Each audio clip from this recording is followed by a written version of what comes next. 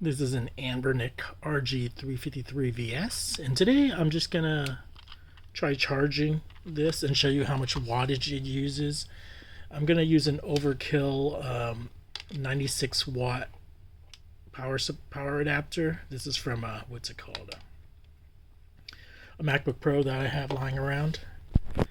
So I'm gonna plug it in. Plug this in again.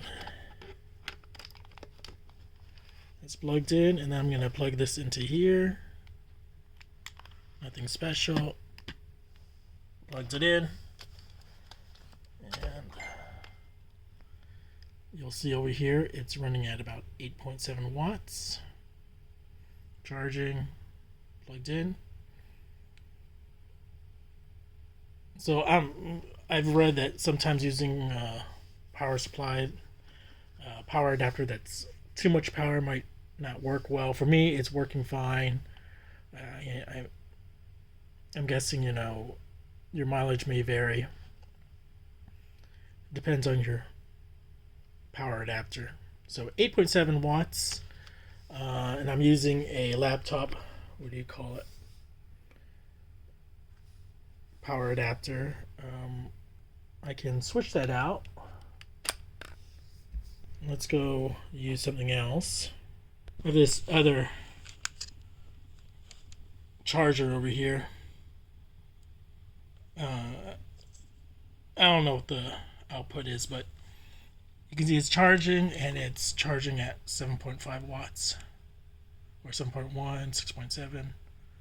It's a little erratic. There's a little IQ symbol. So if it's charging, you'll see that it's amber over here. Sometimes I'm going to do a test over here.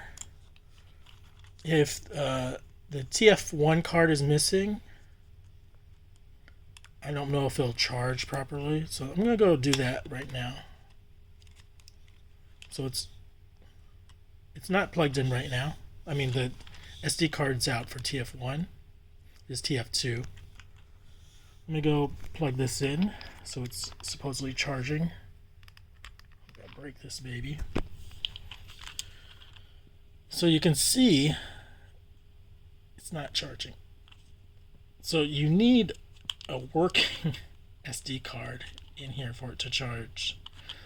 You can try pressing the reset button for a second, one, and let go. And then try replugging it, but I think this is a huge design flaw. Sorry, I'm gonna break this baby. So you can see it's not charging. So again, you need to have a working, so the firmware has to be working, and you might need to reset it. You might need to reset this thing. Reset it 1 second. Might need to unplug this. You can see as soon as I put in the SD card and reset, it started working. So again, this is what happened.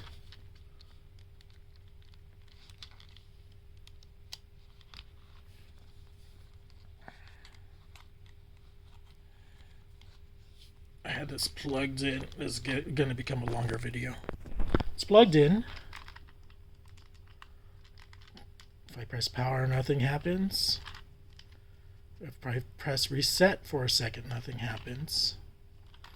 It's only after I reinsert, again, a working SD card 1. And you can see I press the reset button for a second. It goes green and then amber. I'll do one last test just to show. I've taken out SD card slot 1. What I'm going to do is I'm going to use what was my TF2 SD card and put it into TF1.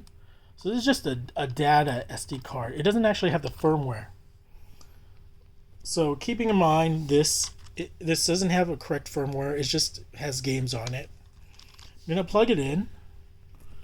It's plugged in.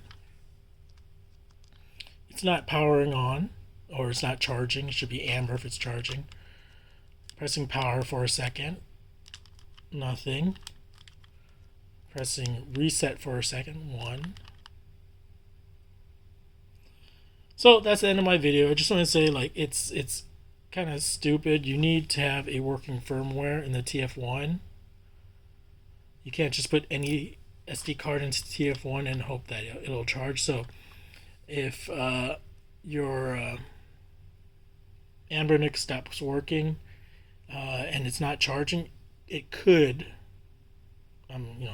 by chance be that your SD card has gone bad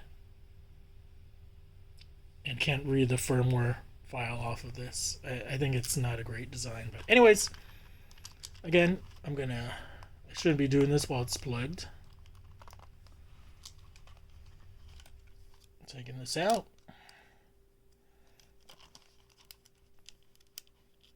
I'm going to try to plug this back into SD1.